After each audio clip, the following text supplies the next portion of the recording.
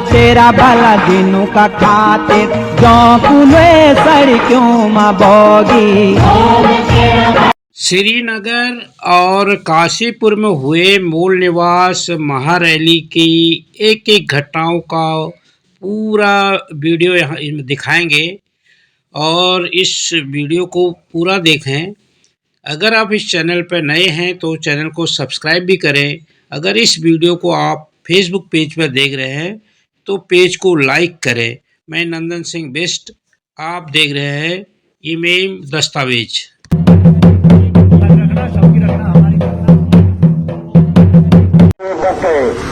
जो हमारे संसाधनों के लिए, हमारे रोजगार के लिए बहुत बड़ा खतरा हो गए हैं। हमारे बच्चों को हमारे प्रदेश में रोजगार नहीं मिल पा रहा है। हमारे बच्चों को हमारे प्रदेश में रोजगार नहीं मिल पा रहा है। हमारे जमीनों पर हमें अधिकार नहीं मिल पा रहे हैं। पूरे देश भर के तमाम राज्यों में मूल निवास का अधिकार है, लेकिन उत्तराखंड में एकमात्र ऐसा राज्य है जहां के लोगों को मूल निवास नहीं मिल रहा। तो आप सभी क्षेत्रवासियों से आग्रह रहेगा कि उत्तराखंड में मूल निवास लागू करवाने, भू कानून बनवाने, भर्ती घोटालों की सीबीआई जांच करवाने, बहन अंकिता भंडारी को न्याय दिलाने, हमें हमारे बच्चों को पहला रोजगार पर पहला हक मिले, यहाँ के मूल निवासियों को यहाँ के रोजगार पर पहला हक मिले। इन तमाम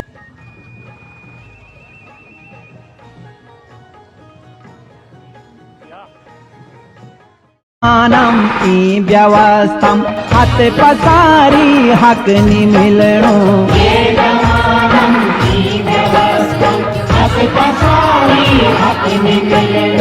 अपूरो हिस्सा लेना तेरा जो राज मानो भगत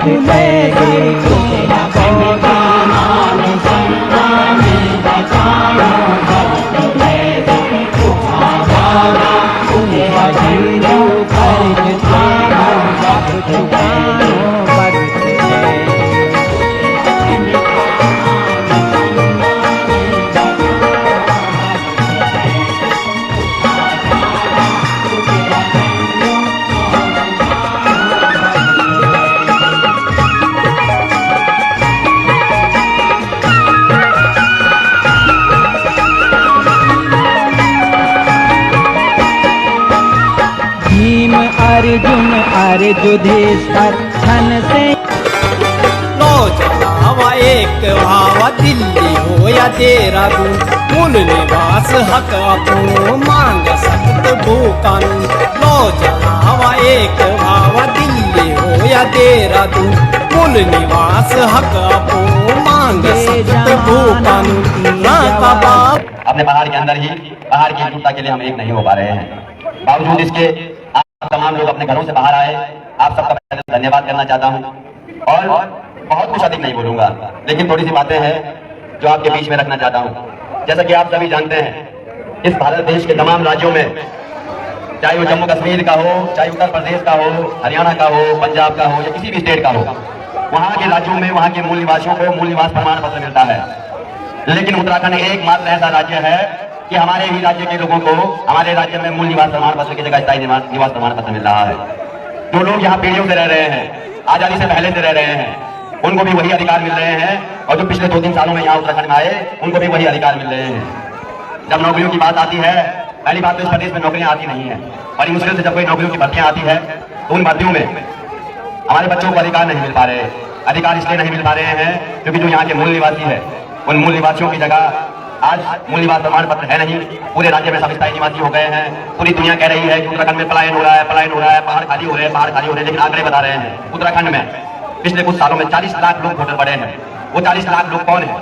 क्या आपने कभी इस बारे में चिंता की? क्या आपने इस बारे में सोचा कि वो 40 लाख लोग, उन 40 लाख लोगों की वजह से ही हमारे बच्चों को नौकरियां नहीं मिल पा रही है? जो रोजगार हमारे भाई बहनों को मिलने थे, जिन रोजगारों के लिए हमारे भाई बहनों की भर्तियां होनी थी, उन भर्तियों पर भी आज भारी लोगों का अधिकार हो गया है। इसलिए हम सबको इसके लिए आवाज बुलंद करनी थी।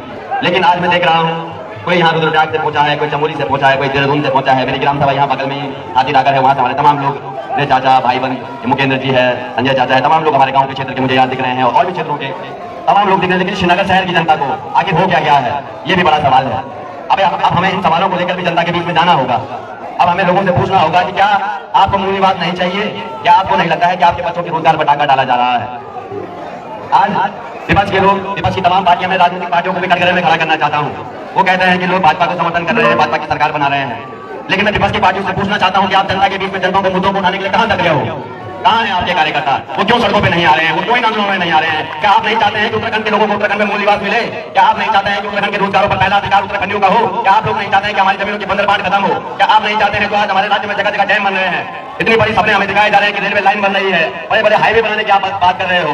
उन हाईवे को बनाने में भी ठेकेदारी करने के लिए गुजरात से लोग आ रहे हैं। उन रेलवे कंपनियों में भी नौकरी करने के लिए बाहर के प्रदेशों में लोग नौकरी करने के लिए आ रहे हैं। हमारे प्रदेश का आदमी वहां केवल सिक्योरिटी गार्ड की नौकरी कर पा रहा है, बाकी पदों पर क्या नौकरी मिल रही है? हमें उस रेलवे का क्या लाभ मिला? हमें उन 4 धाम परियोजना को क्या लाभ मिल रहा है? आज जाकर तमाम संसाधनों पर आप देख लो, हमारे सामने चाहे जीवीके हो, चाहे टीडी का डैम हो, या जितने भी डैम हो, उन सब में मूल निवासियों की भागीदारी आखिर है क्या?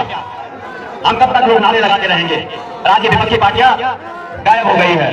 ये हमारे इन सवालों को विधानसभा के अंदर में नहीं उठाते हैं। ठीक है, हम इस बात को मानते हैं कि आपकी सरकार नहीं है, लेकिन जनता ने अगर 10-20 विधायक भी आपको चुन के दिए हैं, तो आप 10-20 विधायक विधानसभा के अंदर में कैसी बात रखते हैं? विधानसभा के अंदर लोग क्या बोलते हैं? क्या आपने कभी विधानसभा के अंदर विपक्ष के नेताओं की बात सुनी? वो फर्जी घोटालों की सीबीआई जांच की मांग नहीं करने की बात नहीं करते हैं।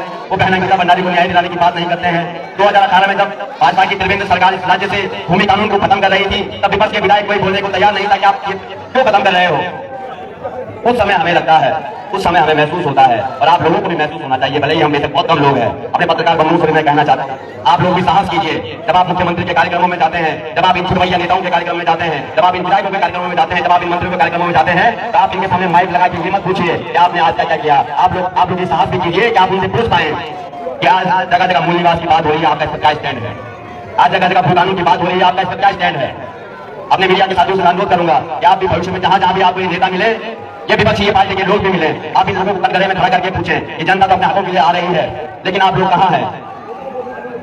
और आप सब लोगों से मैं बस बहुत यहाँ पर ज्यादा समय भी हो जाएगा। अब यहाँ आज ये रैली जो श्रीनगर में हुई है, इसका मकसद ये नहीं है कि हम यहाँ पे भाषणबाजी करें और भाषणबाजी करने के बाद अपने घरों में चले जाएं। इसके बाद भी कम से कम हम अपने लोगों को जगह जगह मैसेज करें, उनको जागरूक करें कि भैया आने वाला जो चुनाव हो, चाहे वो निकाय के चुनाव हो, पंचायत के चुनाव हो, विधानसभा के चुनाव हो, लोकसभा के चुनाव हो, जब सब लोग आपके घरों में वोट मांगने के लिए आए, आप उनसे एक बार पूछें कि आप मूल निवास पर आपका क्या स्टैंड है, भू कानून पर आपका क्या स्टैंड है, बच्चों को रोजगार दिलाने में उत्तराखंडियों का पहला अधिकार हो, उस पर आपका क्या स्टैंड है, बहना गीता भंडारी के माता पिता एक वीआईपी का नाम ले रहे हैं, उस वीआईपी के बारे में आपका क्या स्टैंड है। उत्तराखंड में तमाम लड़कियां गायब हो रही हैं, महिलाएं गायब हो रही हैं, उनका पता नहीं है। बहना गीता भंडारी का मामला मीडिया की वजह से बहुत सुर्खियों में है, लेकिन उसके अलावा भी लाखों की संख्या में इस प्रदेश से बेटियां गायब हो गई है, उनके बारे में आपका क्या स्टैंड है। इन तमाम चीजों को लेकर आप लोग भविष्य में अपने नेताओं से सवाल पूछें और आने वाले समय में ऐसे लोगों को ही मतदान करें जो आपको लगता है कि मूल निवास की बात करेंगे, विधानसभा में हो, लोकसभा में हो, पंचायतों में हो, निकायों में हो, या जिस भी किस्म के चुनाव हो, उन चुनावों में इन नेताओं को सबसे बड़ा डर वोट बैंक का रहता है। इनको सबसे बड़ा डर इस बात का है कि लोग हमें वोट दें, लेकिन वोट देंगे कैसे? हम उनसे पूछो तो सही। ठीक है, अच्छी बात है, आज दुनिया में जगह जगह हमारी जो रूलिंग पार्टी है उसके लोग नारा लगा रहे हैं कि हमने मंदिर बना दिया, ये कर दिया। ठीक है, अच्छी बात है, आपने मंदिर बना दिया, मंदिर बनाओ, मस्जिद बनाओ, गुरुद्वारे बनाओ, कुछ भी करो, लेकिन जो मूल मुद्दे हैं, पहाड़ की जो हितों की बात है, उन बातों को भी आपको करना पड़ेगा।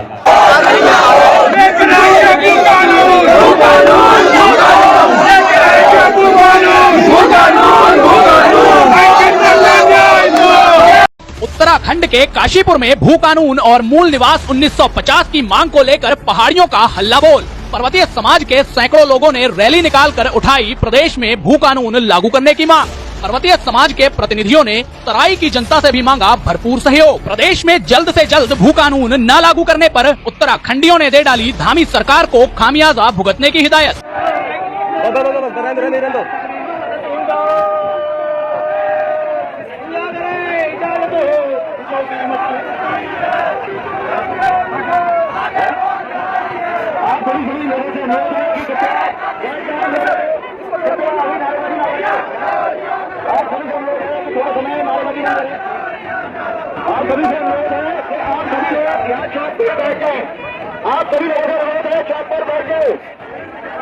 आपको मिले जो यहाँ के मूल निवासी हैं, और सारी सुविधाएं, चाहे वो सरकारी नौकरी हो, सरकारी सुविधाएं हो, सरकारी योजनाओं की सुविधाएं, वो केवल मूल निवासी को मिले, तभी मूल निवास प्रमाण पत्र का आवश्यकता है। हमारे बहुत सारे साथियों को इसमें थोड़ा कंफ्यूजन होगा, इसमें कंफ्यूजन करने की जरूरत नहीं है। हम इस बात को मानते हैं कि मूल निवास की लड़ाई सबसे पहले असम में लड़ी गई। जब असम में बाहर के लोगों का पूरा कब्जा हो गया, उनके खेत खलिहान चले गए, कब्जा हो गया, तो वहाँ के नौजवानों ने, वहाँ के स्टूडेंट्स ने और वहाँ के नागरिकों ने अलग अलग मंच बना के इस लड़ाई को लड़ा। और वो जो समझौता हुआ राजीव गांधी के समय में 1986 में, वो समझौता हुआ 1971 को कट ऑफ ईयर माना गया। 1971 को हम बात कर सकते हैं।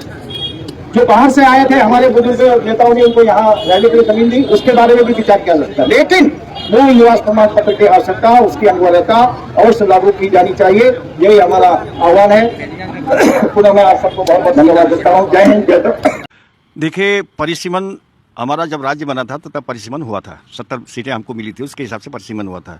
2004 में पूरे देश में परिसीमन हुआ, हमने उसका विरोध किया। हमने कहा कि आप इसको दोबारा परिसीमन मत करिए, हमारा 2002 में परिसीमन हुआ, चुनाव हुआ है। लेकिन हमारे यहाँ कांग्रेस की सरकार थी, वो इस बात को नहीं मानी, उन्होंने प्रस्ताव पारित करके नहीं भेजा। छत्तीसगढ़ में दोबारा नहीं हुआ, जो हमारे साथ राज्य बना था। झारखंड में नहीं हुआ, पूर्वोत्तर राज्यों में दोबारा परिसीमन नहीं हुआ, क्योंकि उनकी राज्य विधानसभाओं ने प्रस्ताव पारित करके भेजा कि हमारे यहाँ परिसीमन करने की जरूरत नहीं है। हमने लड़ाई लड़ी, लेकिन अंततोगत्वा कांग्रेस की तब एनडी तिवारी की सरकार थी, उन्होंने हमारी बात नहीं मानी, हमने बहुत विरोध किया। और नतीजा ये हुआ कि पहले पहाड़ से 9 सीटें कम हो रही थी और हमारे आंदोलन से 3 सीटें बच गई और 6 सीटें कम हुई।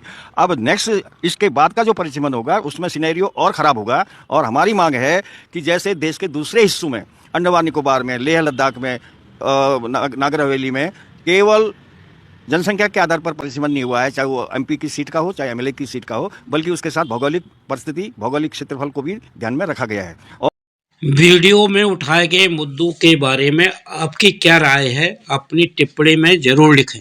अगर आपको हमारी वीडियो पसंद आई हो तो इसे लाइक करें और ज्यादा से ज्यादा शेयर करें ताकि बाकी लोगों तक भी ये जानकारी पहुंच सके। हमारे चैनल को सब्सक्राइब करना बिल्कुल ना भूलें और हमारी वीडियोस को सबसे पहले देखने के लिए बेल आइकन को भी जरूर प्रेस करें।